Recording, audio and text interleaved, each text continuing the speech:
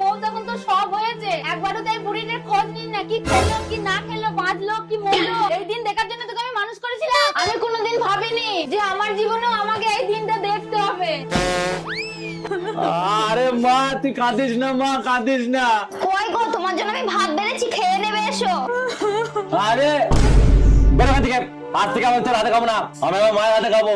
বেরো যা তুই। যত সব। মা তুই কাঁদিস না, আমি বুঝতে পেরেছি আমার ভুল।